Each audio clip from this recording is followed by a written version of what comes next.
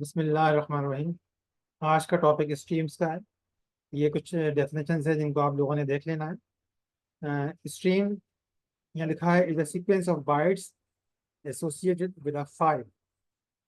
और यहाँ आगे लिखा हुआ है कि ये क्यों इस्तेमाल की जाती है, to assure a good and secure flow of data between an application and file.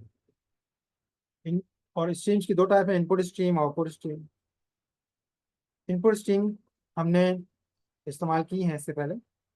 लिखा हुआ है कि takes any sequence of bytes from an input device such as keyboard और फाइल और नेटवर्क। हमने कीबोर्ड से जो इनपुट लेने के लिए इस्तेमाल की थी सी इन को इस्तेमाल किया था, और फाइल से हमने इनपुट लेने के लिए एक स्ट्रीम को इस्तेमाल किया था। आउटपुट स्ट्रीम भी हमने इस्तेमाल की है। I use to hold output for a particular data consumer such as a monitor, a file और अ प्रिंटर। अगर आपको याद हो, हमने मॉनिटर पे आउटपुट देने के लिए सी आउट को इस्तेमाल किया है, या फाइल पे आउटपुट देने के लिए हमने ओ एफ स्ट्रीम या ऑफ स्ट्रीम को इस्तेमाल किया। ठीक है, इन डेफिनेशन को आप लोगों ने देख लेना है। यहाँ पे बताया गया है कि एफ स्ट्रीम जो है, फाइल स्ट्रीम, उसके अंदर ये दोनों शामिल हैं, इफ स्ट्रीम या ऑफ स्ट्रीम। ठीक है, तो इसलिए हम अपने फाइलिंग के प्रोग्रामों के अंदर एफ स्ट्रीम की हेडर फाइल को इंक्लूड करते हैं। अब आगे हम टाइप्स ऑफ स्ट्रीम में मजीद पढ़ने लगे हैं कि फाइल्स में से अगर हमने डेटा पढ़ना है, रीड करना है, या फाइल्स में डेटा लिखना है, राइट करना है, तो इसके दो तीन मेथड हैं।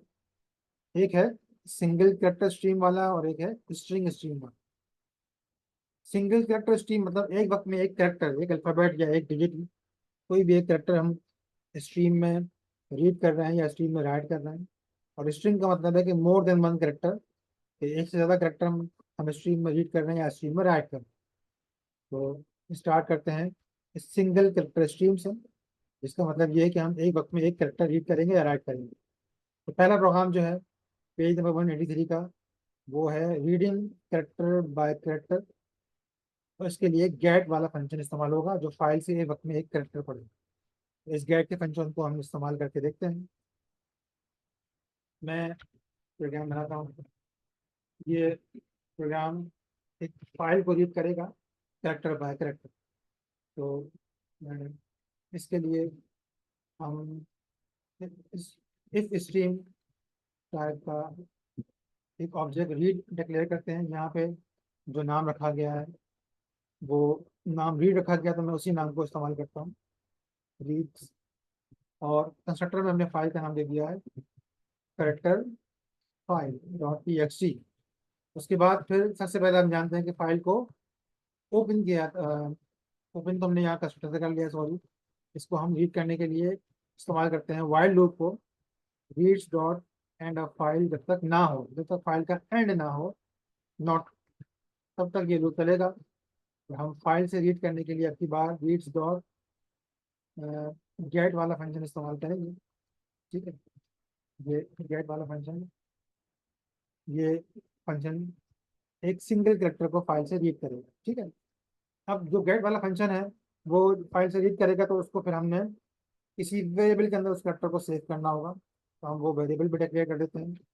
ये एक सी एच वेरिएबल है, और उस वेरिएबल के अंदर वो करेक्टर रीड होकर सेव हो जाएगा।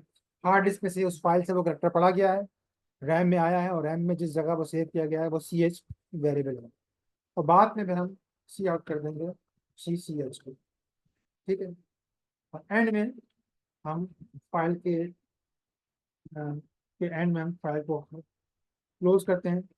ये फाइल को क्लोज का फंक्शन में हमने इस्तेमाल किया है। ये प्रोग्राम तो तैयार है, लेकिन ये जो करेक्टर फाइल्स है ये हमने बनाई नहीं है, तो हम करेक्टर फाइल्स भी बना लेते हैं। अब करेक्टर फाइल्स कौन सी है, क्या बनानी है, आपकी मर्जी, कोई भी बना ले। मैं वही फिर करेक्टर फाइल बनाता हूँ जो कि इस किताब में कही गई है, लेकिन आपकी मर्जी है, आप चाहें तो कोई सी भी करेक्टर फाइल बना सकते हैं। तो ये करेक्टर फाइल्स लिखी हुई है नोट पैड के अंदर। रीड द फाइल प्लीज, तो मैं नोट पैड ओपन करता हूँ और इसमें वही टाइप करता हूँ जो यहाँ लिखा हुआ है, read the file please, R E A D, read the file please. इसको मैंने सेव किया और इसका नाम रख दिया करेक्टर्स फाइल। ये उसी फोल्डर में मौजूद है जिस फोल्डर के अंदर प्रोग्राम फाइल मौजूद है, कैरेक्टर्स फाइल। ठीक है, ये कैरेक्टर्स फाइल उसी फोल्डर में जहाँ हमारी फाइल 4 है, CPP, उसी जगह मौजूद है। अब इस प्रोग्राम को मैं कंपाइल करता हूँ और फिर रन करता हूँ।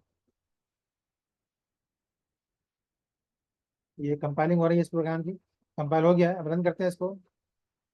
रीड द फाइल प्लीज, देखा आपने, उस फाइल को उसने बिल्कुल करेक्टली रीड कर लिया। और अगर आप चाहें तो कोई भी फाइल रीड करना चाहें, रीड कर सकते हैं। फॉर एग्जांपल इस फोल्डर में, जिस फोल्डर में फाइल 4 है, उस फोल्डर में मौजूद किसी और प्रोग्राम को अगर आपने, किसी और फाइल को आपने रीड करना हो, मैं इस फोल्डर को ओपन करता हूँ। अब इस फोल्डर के अंदर जो दीगर फाइल है उनको हम जरा देख लेते हैं, और उन फाइलों में से किसी एक फाइल को हम रीड करते हैं यहाँ पे। लेकिन याद रहे हम कैरेक्टर बाय कैरेक्टर रीड कर रहे हैं, एक वक्त में एक कैरेक्टर रीड हो रहा है, इस बात को आप ध्यान में रखिएगा। अब यहाँ पर फॉर एग्जाम्पल एक फाइल है, ये फाइल 4.cpp, यानी जो प्रोग्राम फाइल है, इसी को हम रीड कर लेते हैं। ठीक है, तो मैं यहाँ पे इसी प्रोग्राम को, ये प्रोग्राम अपने आप को रीड कर रहा है, इसका नाम है फाइल 4.cpp, C++ की फाइल। इसको रन करते हैं हम, तो आप देखेंगे इसने अपने आप को ही इस प्रोग्राम ने रीड कर लिया है। ठीक है, उम्मीद है कि ये प्रोग्राम आपकी समझ में आ गया होगा। तो इस प्रोग्राम को आप लोगों ने ट्राई करना है। अल्लाह हाफिज़।